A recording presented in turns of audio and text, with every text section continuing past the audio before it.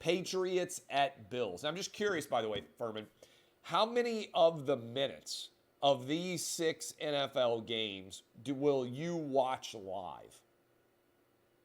My goal is to watch every single minute of every game played, but it does come with a little bit of a caveat because I almost had a wrench thrown in my schedule in May.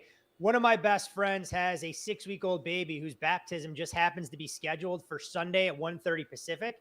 That coincides with the kickoff between the Cowboys and 49ers. So there is a chance that I may miss the first half of that football game, but if that situation resolves itself and I'm able to remove myself from that situation, I will watch every single minute. So that's 240 for those math wizards scoring at home of Wild Card Weekend football being played. My goal is to watch every minute, by the way. And now that I'm quarantined at the house, that actually becomes easier. Like, I can argue that that's all I have to do.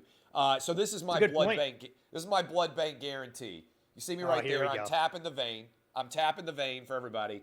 I love the Bills against the Patriots. It's going to be frigid in Orchard Park. I don't know why they make them go up there and sit in the dark at night to watch this game, as if it's not cold enough during the daylight. But I love the Bills to cover the 4 against the Patriots. I know they played in that game you loved because of the weather, Furman, when it was an unmitigated It's a thing disaster. of beauty, Clay. When you get 50-mile-an-hour wind gusts and you get a team that throws the ball 3 times, that is my Mona Lisa when it comes to weather. For those of you out there who don't know, I have made fun of Furman for years for his obsession with looking at weather for games. And this was, as he just said, his Mona Lisa because the weather completely took over. You could barely throw. I mean, the Patriots only threw the ball 3 times. The under came crashing down. It's one of the great weather opportunity plays of all time.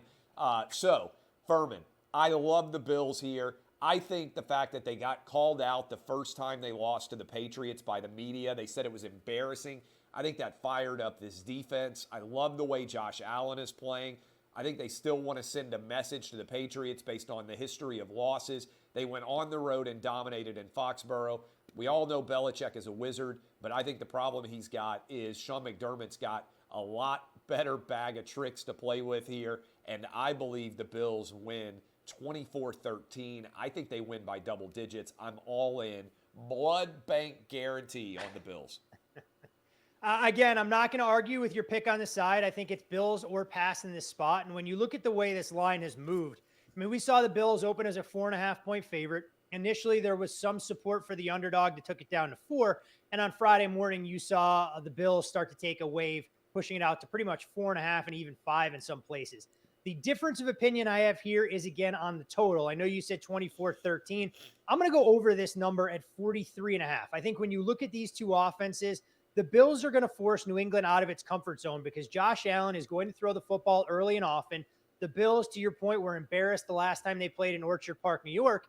And unlike last year where the Bills had to play playoff games in front of essentially empty stadiums, this is going to be a crowd foaming at the mouth, tailgating, breaking tables since 6 a.m. on Saturday that are out of their minds, creating an electric atmosphere. I think the Bills come out, play with tempo. They throw the ball against this New England secondary that's a little bit vulnerable.